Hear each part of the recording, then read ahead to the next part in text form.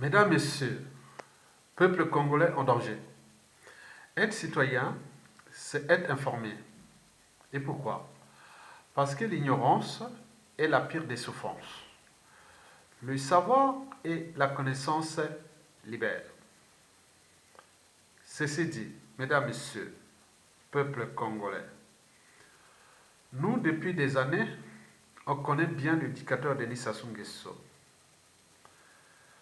Sassou Nguesso I, c'est-à-dire de 1979 à 1992, était comme un ordinateur avec quelques programmes. Vous savez que quand un ordinateur n'a pas de programme ou un téléphone n'a pas de programme, vous ne pouvez même pas insérer les numéros de téléphone. Il ne fonctionne pas. Un ordinateur qui n'a pas de programme, vous ne pouvez pas aller sur Internet et faire ce qu'on peut faire. Les programmes, c'est comme, une ampoule avec électricité. Quand une ampoule n'a plus d'électricité, ça ne sert à rien. Et donc, nous sommes passés de Sassou Nguesso 1, qui avait quelques programmes, passés à Sassou Nguesso 2 et 3 aujourd'hui. C'est-à-dire Sassou Nguesso 2, de 1997, après son coup d'État sanglant Force Afrique, jusqu'à nos jours. C'est-à-dire, Sassou Nguesso 2 est parti de 1997 à 2016. Et puis, Sassou Nguesso 3, c'est-à-dire de 2016 à nos jours. Et ce Sassou Nguesso 3-là, c'est comme un ordinateur sans programme. C'est comme un corps sans âme ni conscience. Et donc, vous imaginez. Donc, nous sommes individuellement et collectivement en danger. Et pourquoi? Parce que Sassou Nguesso, on le connaît partout à l'échelle africaine et internationale, qu'il est le dictateur le plus idiot du continent africain. Et d'ailleurs, le président ivoirien Alassane Ouattara l'a pourtant dit, on peut tout donner l'argent à ce monsieur Sassou Nguesso, ce Congo n'avancera jamais. Donc, sur le plan de l'idiotie ou de l'idiocratie, Sassou est au premier rang mondial de tous les dictateurs les plus idiots du monde entier. Et qui est en train de gouverner 5 millions d'individus qui sont devenus presque ses sujets, ses indigènes et ses esclaves. Sinon, ça cesserait. Mesdames, Messieurs, peuple congolais, oui, le dictateur Sassou Nguesso est malade. Ce n'est pas ces problèmes urogénitaux ou même de la peau qui décape qui doit avoir des produits pour ça. Non, ça ne nous concerne pas. Mais ce qui nous concerne, c'est sa maladie mentale. Oyebi na potawa, soko beli liboma, batida o wapi. Batida o na prison te, na munyololo te. Batida o wapi, na hôpital psychiatrique. Et pourquoi? Parce que, bon, un fou n'est pas responsable. Hein? L'irresponsabilité, oui, du point de vue pénal, hein, du droit, on ne peut pas juger ni condamner un fou. Or, Sassou Nguesso est officiellement déclaré comme un fou. Et donc, sa place serait dans un centre psychiatrique, en train de consommer des psychotropes de type neuroleptique, antidépresseurs et tranquillisants. Parce qu'il n'est plus responsable de rien. Et d'ailleurs, d'abord les membres du clan, qui sont tous de même niveau, parce que vous voyez que le quotient intellectuel d'un groupe, ou d'une famille, ou d'un pays, ou autre, est égal à celui du plus idiot de ses membres. Et donc, pour le clan Sassou Nguesso, bon, le quotient intellectuel de ces groupes, de ce clan, de cette dignité, c'est égal à celui de Sassou Nguesso. Et nous, d'ailleurs, le peuple congolais, puisqu'on a laissé cet individu à la tête de l'État. Pourquoi? Parce que dans toute organisation, qu'elle soit État, entreprise ou association, quand il y a un dysfonctionnement, c'est celui qui est à la tête qu'on est responsable. Donc, le poisson pourrait prendre par la tête. Donc, nous avions un malade mental et qui est là à la tête de l'État. Et nous sommes en train de laisser faire. Donc, Sassou Nguesso, bon, le clan, les dignitaires pour leurs intérêts, privilèges et autres. N'oublions pas ces donneurs d'ordre dans la Force Afrique, l'ont bien compris, que Sassou Nguesso, le chef suprême de la superstition ou de la sorcellerie. Bien entendu, il est devenu aussi le chef suprême des incantations. Et donc, ils ont trouvé là un bon plan. Donc, ils font leurs affaires et ils l'ont placé là comme un panneau publicitaire, comme un panneau d'incantation et de tout ce que vous voulez. Donc, on n'a rien à foutre avec le peuple congolais parce que le peuple congolais a tout renoncé de ses droits et devoirs. Le peuple, tant au niveau civil, politique et militaire. Sinon, ça cesserait. Mesdames, messieurs, le peuple congolais en danger. Vous avez vu, on peut commencer par la première incantation. C'est le pétrole. Imaginez qu'on en va trouver dans le nord, en abondance. C'est ce que je vais vous expliquer. Et la deuxième incantation concerne toujours ces discours. Et qui nous, on le connaît depuis la nuit des temps. Mesdames, Messieurs, peuple congolais. Commençons par l'incantation du pétrole découvert dans le Nord.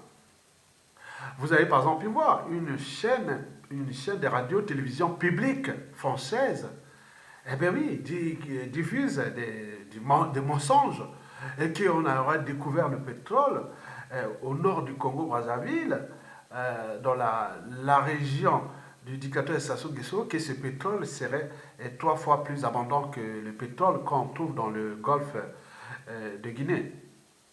Et qui a fait que ce golfe est au premier rang africain de la production du pétrole du continent. Donc, nous sommes là pris entre le mensonge, la diversion et dans les mécanismes de la conservation de la tyrannie des Sassou et des Nguesso et des intérêts France-Afrique. Mesdames, Messieurs, peuple congolais, commençons d'abord pour les incantations. Vous savez qu'on ne fait pas du pétrole comme ça. Le pétrole n'est né ni du bois, ni des feuilles.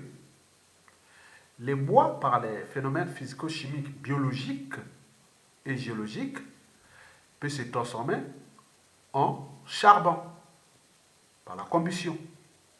C'est pourquoi les bassins houillers qui sont partout dans le monde sont partis déjà de ce bois-là qui s'est transformé.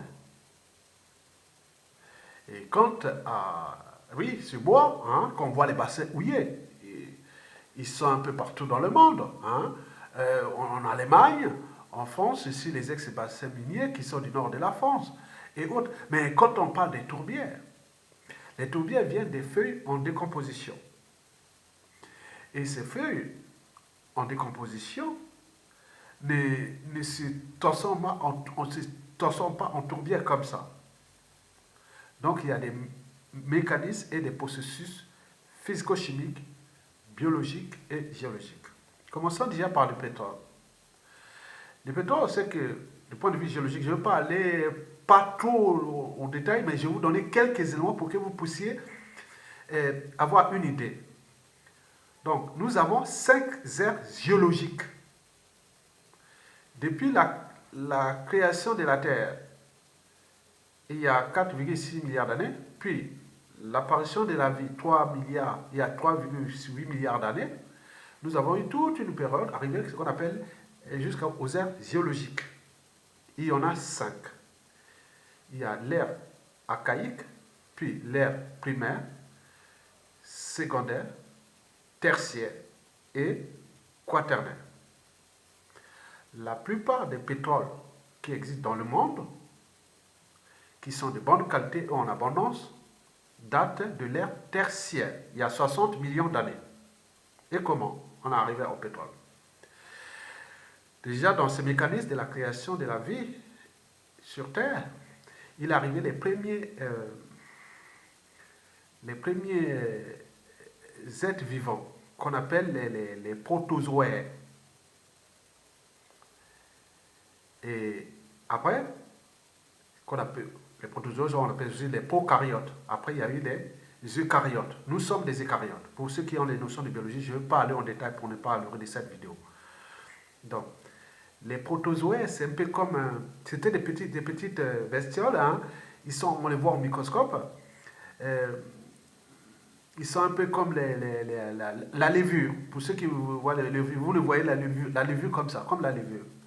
Mais ça, ces protozoaires ont apparu à l'ère primaire.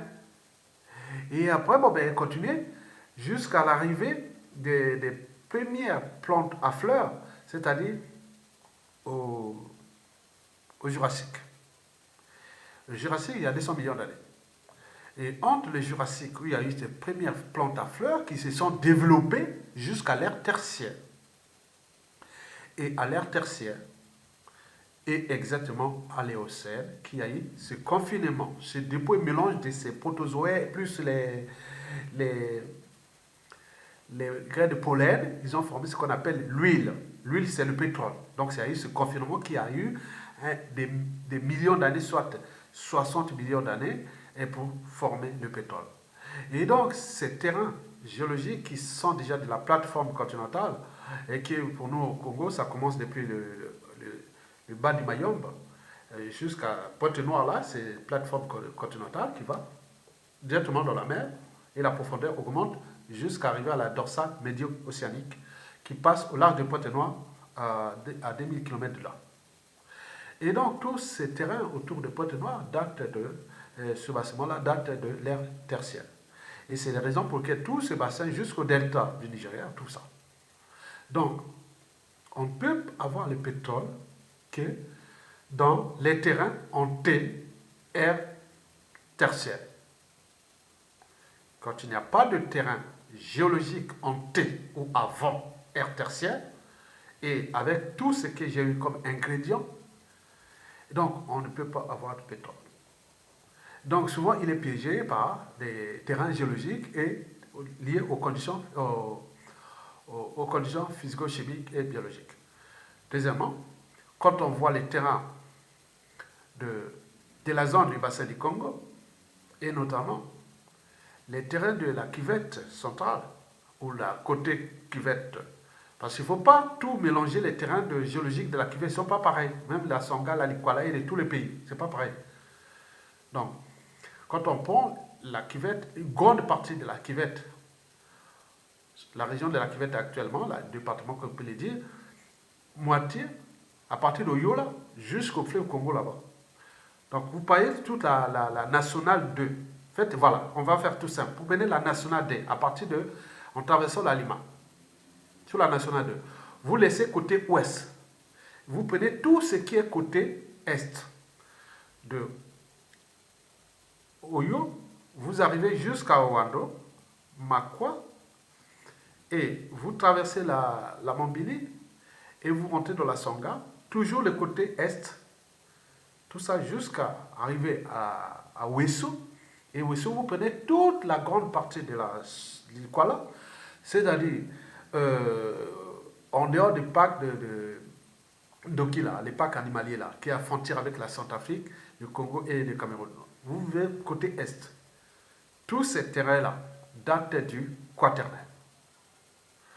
Il y a 10 à 500 000 ans avant Jésus-Christ. 10 millions d'années. Hein, ce terrain-là a apparu il y a 10 millions d'années, jusqu'à 500 000 ans avant Jésus-Christ. Et ces terrains géologiques qui, aujourd'hui, a eu les développements énormes des écosystèmes actuels. Et donc, ils sont des bassins qui seraient propices à la formation des types tourbières, des tourbières qui sont déjà dépendantes déjà du climat. Parce que plus il y a de l'eau, plus on fabrique des tourbières avec les plantes, les feuilles qui se déposent. Donc il y a des phénomènes comme ça, et ça peut arriver juste à des phénomènes de mécanisation, donc ça peut libérer du carbone et autres. Donc tout ça, les tourbières là, dans cette zone, oui. Avec le réchauffement climatique, on va peut-être avoir moins en moins de tourbières. Au cas où il y aura un séchement, on pourra arriver des gens comme on a vu en Russie, où la végétation brûle sous nos pieds. Et ça peut s'étendre sur les kilomètres, donc ça devient vraiment de la paille, ça peut s'enflammer. Donc, d'où l'intérêt toujours qu'il y a humidité. Donc, sur le plan de vue des tourbières, ok. Mais en ce qui concerne aussi des mines solides, oui, ça s'étend sur cette zone-là. Ils sont propices aux mines solides. Quand on voit la nature même de ces sols, ça regroupe des sols de type posolithique, ferralitique, et n'oublions pas hydromorphes, des sols hydromorphes, qui contiennent de l'eau. Mélange avec sable, oui, et, argile, et sable, hein, des terrains argilo-sableux. Donc, ce sont des terrains où il y a beaucoup de fer, hein, et quelques métaux rares. Donc, mais ça, sur ce plan. Mais trouver du pétrole à cet endroit-là, moi, je pense que c'est de l'imagination, c'est de l'imaginaire, c'est du mensonge et autres. Si on a le pétrole là, il est encore jeune, il n'est pas rentable, on ne peut pas investir quelque chose là. C'est quelque chose qui pourra peut-être avoir en production même pas 100 000 tonnes par an. 100 000 barils par jour, pardon, 100 000 barils par an. Il n'y a même pas, on ne peut même pas. Donc c'est inutile. Et par contre, pour avoir ce pétrole-là, si on ne bouscule pas ces écosystèmes, il faudra attendre autour de 40 millions d'années. Donc revenez dans 40 millions d'années, dans cette zone, vous aurez du pétrole. Ceci dit, ce qui s'est passé là, c'est simplement de la diversion et des incantations que je vous ai dit. Donc, les terrains de la région de la Kivette et de tous, la Likwala Mosaka, et ce terrain est propice à des tourbières, à des mines solides et pas à des énergies fossiles, comme le pétrole. Et donc, le pétrole au Congo, on ne peut que trouver dans ces plateformes continentales. Mesdames et messieurs, peuple congolais. Donc, la deuxième incantation, c'est les discours de Sassou Nguesso. Vous voyez que Sassou Nguesso 2, ça devient inquiétant. Il est malade. Il est malade.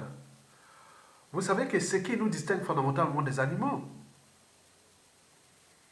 ce n'est pas l'intelligence, mais c'est surtout la raison, parce qu'il n'y a rien de plus élevé dans la vie que la raison. Deuxièmement, l'esprit critique, on peut faire aussi l'autocritique, on a tenté quelque chose, ça ne marche pas, on est oui. Troisièmement, c'est la conscience. On est conscient de ses actes, habitudes et comportements. Bien entendu qu'un fou n'est pas conscient. On peut lui dire, laisse tomber, ne cherche pas ça. Il n'y a pas des gens autour de lui qui peuvent le conseiller qu'il ne fait pas ça, il ne fait pas ça. Mais s'il y a des gens qui le conseillent qu'il ne fait pas ça, qu'il continue, ça veut dire que la personne est malade, quelque part. Mais en réalité, la conscience, c'est très important. Et enfin, la transmission. La transmission des valeurs de liberté, de dignité, de justice, et du courage, de la mémoire commune, collective, et du but même de la condition humaine. Voilà ce qui nous distingue des animaux. Et donc, je me dis que quand même, quand on écoute son discours, oui, j'ai vu déjà sur un média de la diaspora, mais j'ai vu sur 100% des gens qui ont lu ça, tous, c'est l'opinion. Ils ont dit, non, non, non, ils n'aiment même pas entendre Sassou Nguesso. Ils racontent n'importe quoi. Et donc, là, c'est comme si on lui demandait que, bon, ben, il peut dire non, mais il y aura un chemin de fer d'ici la fin de l'année entre Pointe-Noire et Bétou. Ou même construire 14 universités au Congo, ou même payer tous les ça. Il peut tout raconter. Il n'est plus conscient. Donc, nous sommes un peuple en danger. Et donc, Sassou Nguesso devient dangereux pour le peuple congolais. Parce que quand vous avez à la tête d'un pays quelqu'un qui n'est plus responsable, et c'est ce que nous appelons chez nous Bumutu. Donc on n'est plus... Il y a quelque chose qu'on dit non, mais on a quelque part honte. On peut avoir honte. Mais lui, la honte ne tue plus. Le ridicule ne tue plus. Donc comment laisser un tel individu à la tête d'un pays? Le Congo est descendu aussi bas. Pas à cause seulement de Sassou Nguesso, c'est à cause de notre complicité et de notre coopération passive. Et c'est ça le problème. Mesdames et messieurs, avant de parler de l'agenda de Sassou Nguesso, je vous informe que, bon, le dictateur Denis Sassou Nguesso, oui, bien sûr, le 15 août, qu'on vient de fêter, le 15 août 1960 au 15 août 2019, c'est déjà 59 ans. Mais le Congo a fêté, sous l'occupation, son indépendance. Oui, sur l'occupation. Et pourquoi? Vous voyez déjà que le peuple est aux arrêts. Le pays en faillite et risque de cessation de paiement. Un dictateur France-Afrique qui règne depuis presque 40 ans. Un dictateur liberticide, antidémocratique, antisocial, criminogène et confiscatoire d'ailleurs de l'État congolais comme sa propriété privée. Mais n'oublions pas que c'est un dictateur qui est déjà maintenant malade au niveau mental. Donc, le risque réel de poudrière et de chaos est inévitable. Nous sommes en présence d'un dictateur qui a tout régné, la jeunesse. Une jeunesse sans rêve, sans lendemain à construire et de futur à édifier. Mais bloquée par ce dictateur et sa France-Afrique. Vous croyez qu'au Congo, il n'y a pas de Macron au Congo? Il n'y a pas de Macron au Congo? Mais pourquoi ce jeune président français, depuis qu'il arrive en ce pouvoir, ne cesse de penser que l'histoire du colonial, l'histoire de ces commémorations, autres, les Congolais ou les Africains ont besoin qu'on les laisse tranquilles et qu'il y ait des alternances politiques là-bas qu'on ne veut pas et que ces gars comme Sassou Nguesso continuent. Parce que c'est d'ailleurs la matière qui nourrit le racisme anti-noir, anti-africain, en tenant compte des problématiques d'immigration chez les Sassou et les Nguesso. Donc, Emmanuel Macron fait rêver les jeunes Français qui sont des partisans ou pas par rapport à la politique économique et autres qu'il fait pour la France. Mais pourquoi il est là en train de travailler en coulisses contre le peuple congolais et la jeunesse congolaise, et notamment les jeunes de son âge? Donc tout est bloqué là-bas au Congo, en Afrique centrale, tout est bloqué. Et dans l'agenda cynique qui, aujourd'hui, avec le président français, la situation de la CEMAC va être encore plus difficile. Mesdames, Messieurs, peuple congolais, les questionnements du peuple congolais, encore la parenthèse de la dictature des Sassou et des Nguesso et de l'ère France-Afrique médiévale.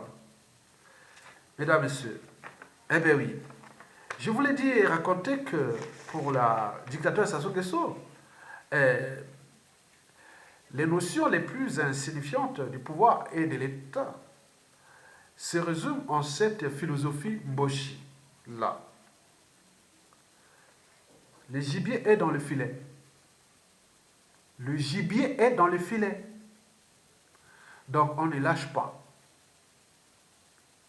Lâcher le pouvoir et l'État là, c'est comme lâcher le gibier. C'est comme lâcher comme la perte d'un être cher.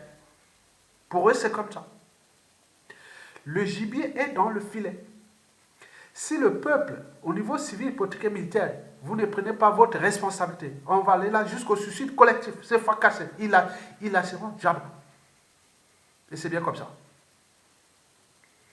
Et donc, pour eux, c'est d'abord une affaire de survie. Et donc, ils ont pris ce filet, ils ont attrapé le gibier congolais, peuple congolais et le Congo, donc ils ne lâcheront pas. Donc, c'est une information qu'il faut les retenir. Ils vont aller jusqu'au bout. D'autant plus qu'ils ont les moyens de l'État. Tous ces moyens colossaux de l'État dont ils disposent. Mesdames, Messieurs, peuple congolais. Donc, pour commencer à vous transformer, et maintenant, pour que nous puissions récupérer notre pays, le temps n'est plus à l'indignation. Le temps est venu d'agiter les neurones. Et agitant les neurones, je vous invite individuellement et collectivement, tant au niveau civil, politique et militaire, de s'affranchir, de votre naïveté chronique, 2, de votre passivité, de s'affranchir, 3, de votre touillard, 3, 4, oui, 4, 5, de s'affranchir des colporteurs, des erreurs du passé qui sont parmi nous, depuis la conférence nationale jusqu'à nos jours. Rien ne se crée, rien ne se perd, tout se transforme. Ils sont parmi nous. Parce que beaucoup ont des passifs à cacher. D'autres ont des agendas cachés. Mais avec un pays qui risque de devenir une poudrière. Mais pour combien de temps? Vous voyez déjà ça. Vous devez vous affranchir de ces colporteurs des erreurs du passé. Donc évitez d'être naïfs, des passifs, des lâches, des peureux, des touillards, des colporteurs des erreurs du passé. Il faut s'affranchir d'eux. S'affranchir aussi des vendeurs, de la peur. Parce que les gens disent, ah tiens, ça se peut nous tuer. Attention, si on sort de la rue, on va tuer. Regardez à Hong Kong, ça chauffe là. Avec une grande puissance militaire comme la Chine. Regardez les yeux là-bas. On a vu partout. Ah non, on va tuer. C'est comme si on mettait tous les peuples congolais des Brazzaville dans la rue, ça se pourra massacrer. Non, on vend la peur. Il y a des gens pour ça. Donc, et si on ne sort pas, on va rester là dans le statu quo, jusqu'à ce que ce pays va devenir une poudrière. Et Sassou aurait gagné. Parce que, je vous dis, en tenant compte déjà de tout ce qui est des conditions de vie, les infrastructures et tout compagnie qui vont tomber en ruine en même temps. N'oublions pas ce qui est dans la tête des gens et des autres, mentalement déjà dérangés. N'oublions pas les indicateurs macroéconomiques, sociopolitiques et tout compagnie dans la merde. On va se retrouver dans une merde. Et dans ce pays, on sera un pays fragilisé, vulnérable. Et donc, tous les prophètes et tous les opportunistes et autres vont venir pour fracasser ce seigneur comme ça. On va voir les seigneurs de guerre. Et après, ils vont faire quoi? Vous allez être où? Donc, c'est ça. Ça serait gagné qu'un Africain, un Noir, serait venu dans son propre pays, il serait venu dans son pays pour fracasser son propre pays. Et vous imaginez qu'on dit que l'ennemi du Noir, c'est le Noir lui-même.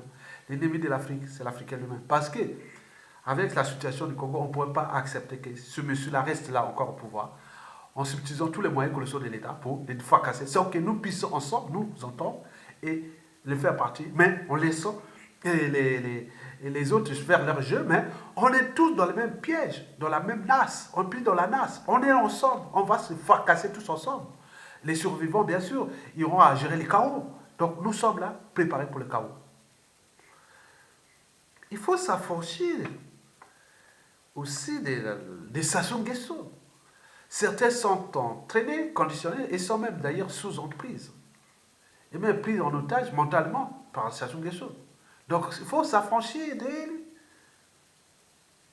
Si on veut sauver votre liberté, dignité, votre pays, et pour vos enfants et petits-enfants, générations futures, il faut s'affranchir de lui. C'est un être mortel, il va partir vous laisser du merde. Comme l'a fait la plupart des dictateurs. Regardez, remarquez, à la chute de Sassou, vous allez voir les chaos pendant encore quelques années. Et qui sera là? Qui va dire quoi? Et voilà. Donc, c'est à vous de prendre votre responsabilité pour éviter d'arriver au chaos. L'enjeu est de sortir des états de crise de la dictature de Sassou Nguesso de manière un peu raisonnable, pas dans le chaos.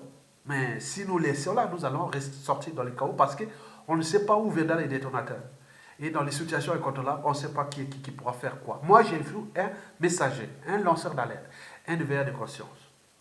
Mesdames et messieurs, il faut que vous puissiez aussi vous affranchir de son clan, de ces dignitaires-là, de ces faux opposants et tous ceux qui ont fait le jeu pour fracasser un pays. Bien sûr qu'ils ont des agendas cachés, des programmes cachés, mais où dans un climat politique d'électeurs où on est en méfiance et en défiance les uns et des autres, vous allez travailler pour qui ou vous allez commencer où? Au moment où vous laissez lancer l'alerte, cherchons une solution ensemble pour que nous puissions se mettre dans une période transitoire où nous pourrons tout repenser aussi dans le sens du droit et de tout ce qu'on peut dire de l'essence de l'intérêt général. Mesdames et messieurs, peuple congolais, eh bien oui, vous devez aussi s'affranchir de ces comptes résistants et qui sont parmi nous. Ils sont dans les médias réseaux sociaux. Quand quelqu'un prend une vidéo ou autre, il commence, mais je vais parler de moi-même, quelqu'un ce matin, il se prend à à critiquer Aya, Aya, Aya, Aya, Aya, Aya. Bon, à un moment donné, on s'est dit, Aya n'a jamais volé au pays, il n'a jamais tué là-bas, il est là, il lutte contre les dictateurs, mais on a un ennemi commun, c'est ce système-là. Pourquoi vous attaquez Aya? Donc on se demande, est-ce que cet individu, ces individus, ont des gens qui les conseillent, qui attendent, mais qu'est-ce que tu fais? Tu es imprudente, tu es imprudent, qu'est-ce que tu fais? Mais s'il continue, donc, vous savez que, sous quel droit peuvent faire ce genre de contre-résistants contre les résistants, et au moment venu, qui ne dira pas aussi que, comme de la règle d'or, on va pas se laisser insulter ou faire comme ça, alors que l'ennemi c'est Sassou Nguesso. Donc nous avions ces contre-résistants qui ont commencé à créer la zizanie au sein de la résistance et des grands de ces dynamiques pour créer la confusion.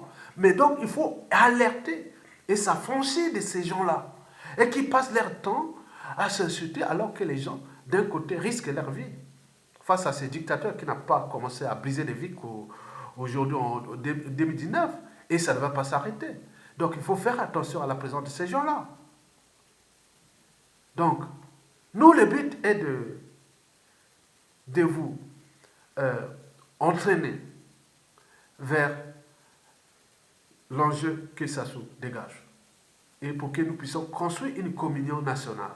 Mais si nous ne commençons pas par s'affranchir de ce que j'ai précité, il sera dur de le faire partir.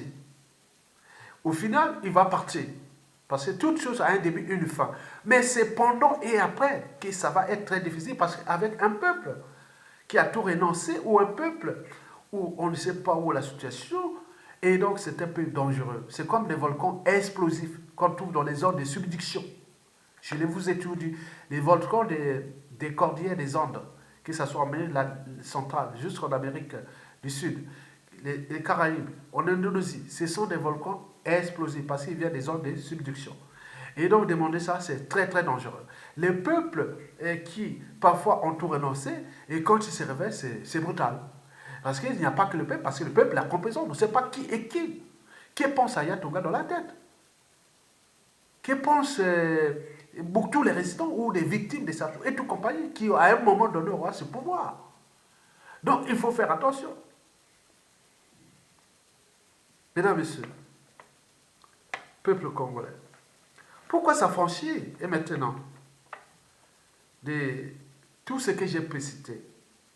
C'est pour, individuellement et collectivement, que vous puissiez commencer déjà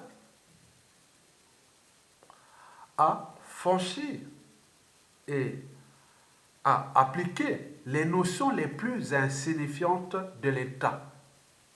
L'État, c'est les territoires, on doit les protéger. L'État, c'est les institutions, on doit les protéger. L'État, c'est le peuple, on doit les protéger, quel que soit le régime politique. Et le peuple, on a des droits et devoirs, des citoyens et de peuple. Donc, les notions les plus insignifiantes de l'État sont là. Les territoires, les institutions et le peuple. Et en dernier rempart, nous avons les armées. Les armées sont les derniers remparts de l'État. Or, nous n'avions plus des armées. Et c'est ça le problème. Donc nous devons, commencer à reprocher pour faire partie de ce dictateur par le souverain peuple. Parce qu'un dictateur n'a pas de concurrent à sa taille tant que le peuple ne relève pas les défis. Sassou ne peut pas tuer 10 000 personnes à Brazzaville d'un seul coup si on se met dans la rue. Ce n'est pas possible. Sinon, au final, on va se retrouver dans une situation incontrôlable après. Donc, il le sait. Mesdames, Messieurs, excusez-moi. Deuxième enjeu, c'est surtout récupérer notre pays et défiler du dictateur Sassou Nguesso. Parce que le Congo est devenu l'air gibier, qui ne lâcheront pas. Donc vous l'avez tout compris. Donc il faut récupérer ce gibier congolais des mains de ceux qui l'ont. Oui. Et enfin, pour commencer à les restaurer. Mesdames et messieurs, je vais terminer ici par l'agenda caché. Oui, l'agenda civique. Vous savez que en 2016, Michel Sapin, ancien ministre de l'économie et des finances de François Hollande, l'avait dit en 2016 que si vous quittez le franc CFA, vous recevrez du terrorisme. Il avait dit ça au ministre de l'économie et des finances de la zone CEMAC, Communauté économique et monétaire d'Afrique centrale, qui regroupe le Congo-Brazzaville, notre pays, le Gabon, la Guinée équatoriale, l'ex-colonie espagnole, l'unique ex-colonie espagnole, et puis entouré des ex-colonies françaises, dont aussi le Cameroun, la Centrafrique et le Tchad. Et non, c'était vrai, parce que Sassou Nguesso est inquiet. Et donc, il est inquiet. D'un côté, il y a le désespoir, parce qu'il ne sait pas ce qui va se passer à partir de décembre. 26 décembre exactement, 2019. Avec une période d'abattement jusqu'en décembre 2020. En réalité, la zone CEMAC va-t-elle quitter le franc CFA ou non? Et là, ceux qui sont pour quitter le franc CFA, il y a le puissant Cameroun, le Cameroun, et la Guinée équatoriale. Donc, Paul Biya et Obiangema veulent quitter le franc CFA. Mais il y a trois éléments qui sont, pour eux, c'est bon. Au moment où ça peut nous protéger, en tant que notre dictature, comme en tant que pion protecteur des intérêts vitaux de la France, parce que c'est pour la France, pas question de perdre le franc CFA. C'est un problème de survie. Cela fait partie de ses intérêts vitaux et l'affaire ne justifie pas les moyens employés.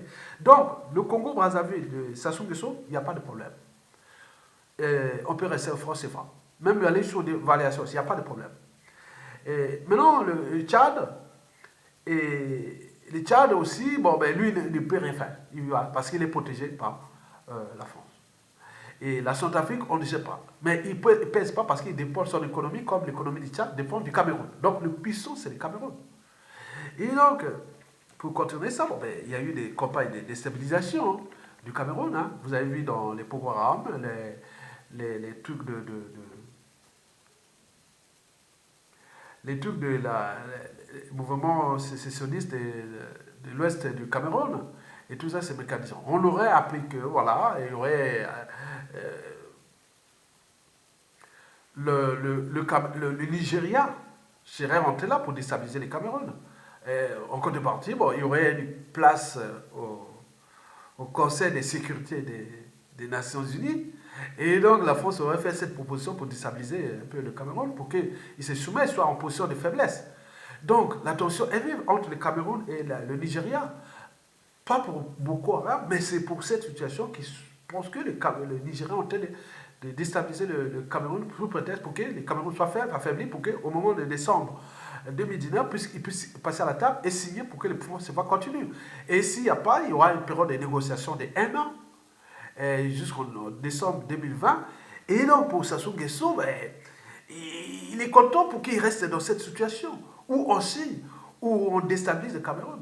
Et donc, c'est compliqué pour ça. Et donc, il y aura les sommets France-Afrique de Bordeaux en printemps 2020. Donc, Sassou Nguesso pourra être là. Donc, lui, il compte sur ses fragilités. Pour lui, parce que la France compte sur Sassou Nguesso. Qu'au vu de la situation sociopolitique et de ce qui se passe, si Sassou Nguesso quitte, il risque d'avoir des soucis pour que la situation du franc CFA puisse se transformer en autre situation. Donc, on ne veut pas perdre ce franc CFA. Donc, par conséquent, Sassou est protégé par la France jusqu'encore 2021. Et 2021, fin décembre 2021, ça sera quoi? Décembre 2020. Oui? Après, s'il continue à négocier ça jusqu'en décembre 2020. Et janvier, ça sera quoi? Vers 2021. Ça sera déjà passé. Donc, nous sommes là, en attendant. Lui, il va se préparer, comme la suite du fait, son plan cynique. Donc, d'après les informations, il y a des gens qui seront assassinés. Et donc, pourquoi? Passer pour terre le temps qu'ils font des négociations, mais attention, gardez vos 500 en éveil. Je vous dis que le système là n'est pas aménageable. Ça n'a jamais changé de méthode. Donc, il tue. Donc, comme nous sommes un peuple qui a tout renoncé, et Sassou Nguesso s'est accaparé de ses moyens colossaux de l'État de manière injuste, illégale et illégitime, et il n'en fait qu'à sa tête, et donc voilà la situation. Donc, nous, vous avez eu la crise des devises. Et puis, bon, ben, c'était des mécanismes de pression, de chantage et autres. Donc, il me semble que pour la France, il reste que le Cameroun. Sinon, le reste, bon, la Guinée équatoriale ne pèse pas. Donc, il reste le Cameroun. Et si le Cameroun cède, Donc, en décembre 2019, nous aurons le franc CFA sur le dos et 2020, on pourra arriver à une dévaluation. Au vu de la situation des économies de la CEMAC, qui n'ont jamais été diversifiées, mais qui comptent que sur le pétrole, notamment le Gabon, le, le Congo-Brazzaville et la Guinée équatoriale. Étant donné que la ressource, les énergies fossiles ne sont plus l'avenir. Vous voyez que avec la récession mondiale de 2020, puis la montée en puissance de l'autosuffisance énergétique américaine, avec ses pétroles de gaz de schiste et aussi des sables bitumineux du Canada, en Alberta. Et n'oublions pas, qu'on fait avec la Chine, les problèmes d'Iran et tout ça, la baisse de la production. Donc on va plus vers les énergies renouvelables. Donc le pétrole, quelque part, n'a plus d'avenir. Donc on ne va pas investir sur cette ressource qui devient improbable. Donc il reste à rentabiliser ce qui est là. Donc le reste devient... Et voilà. Donc, Sassou Nguesso qui a calqué la survie de sa tyrannie à un baril de pétrole à 70 dollars par baril, bon ben là, en ce moment, il est autour de 50. On me semble qu'autour de 2020, ça sera encore descendu plus bas. Donc, sur le plan du pétrole, c'est ça. En plus, notre pétrole est gazé jusqu'à 2029, à peu près. Donc, on est à vie. Donc, ils croyaient qu'aller divertir les gens. Autres, c'est des mécanismes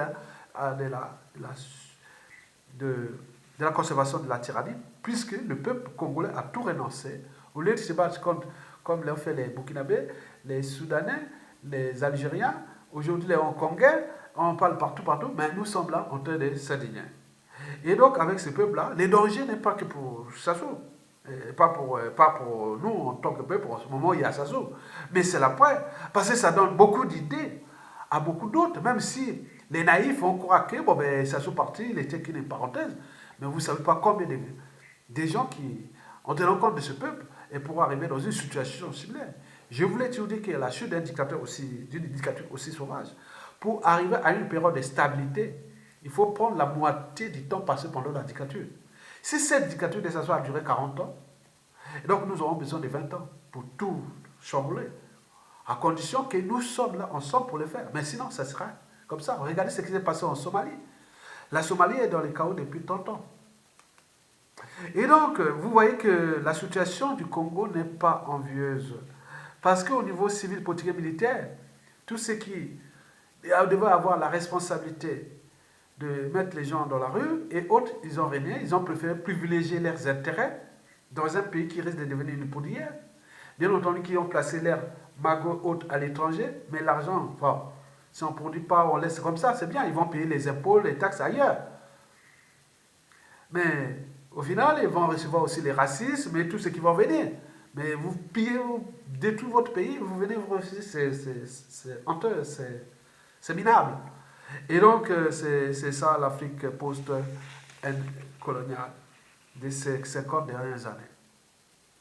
Et donc, je vous informe que la situation est là. Donc, il y a eu incantation, parce que Sassou nous a divertis sur le pétrole au nord.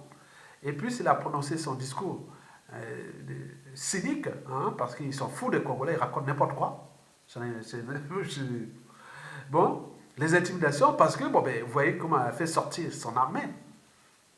L'armée, là, avec les matériels, là, c'est les engins de guerre, là, qu'il a fait sortir, là.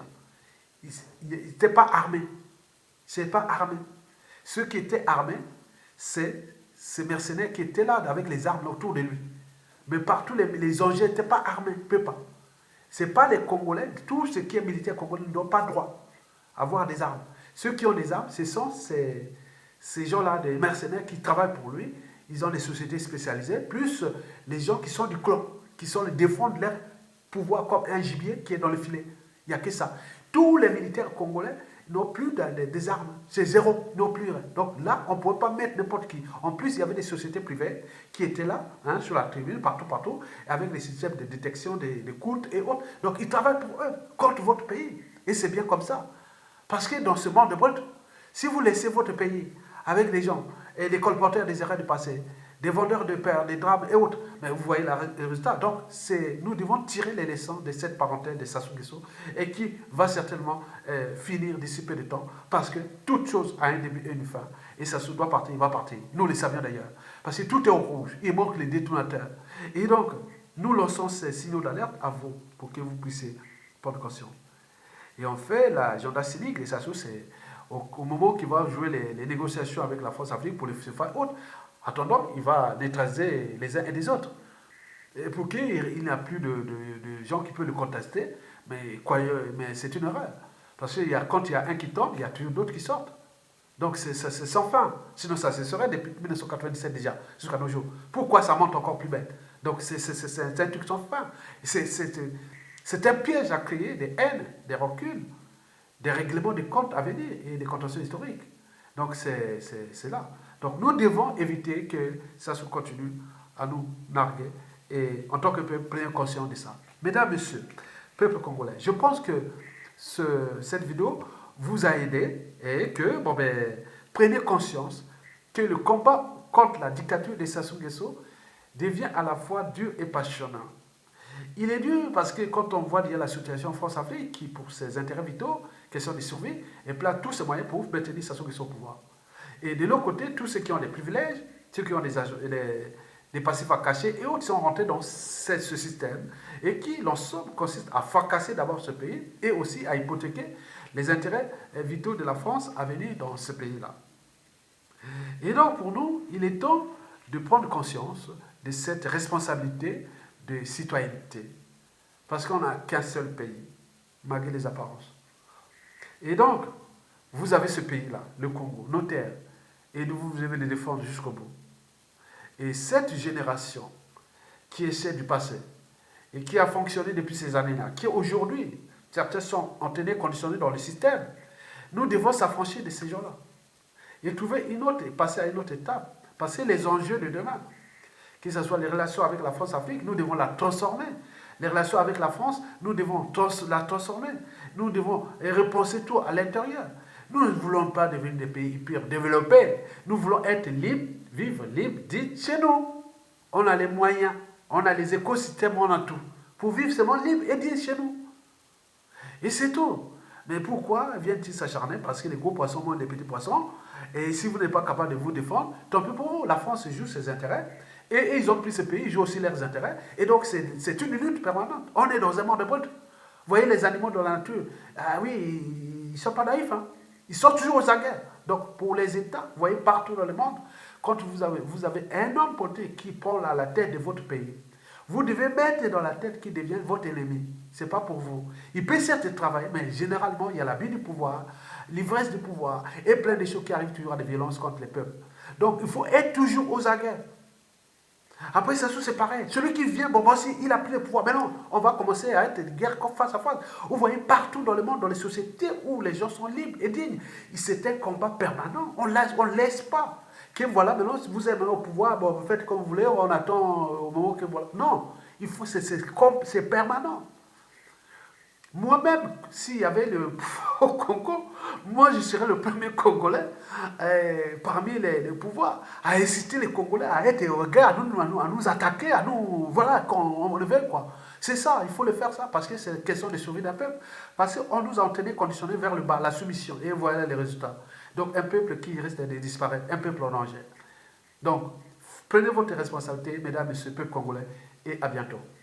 Et bon vent au peuple congolais. Parce que je sais que le combat d'une dictature contre son peuple, c'est comme le combat de l'homme contre la nature. C'est toujours la nature qui gagne. Donc Sassou Nguesso va perdre. Il a perdu. Donc le peuple a le temps, et voilà, donc vous allez voir, il a perdu.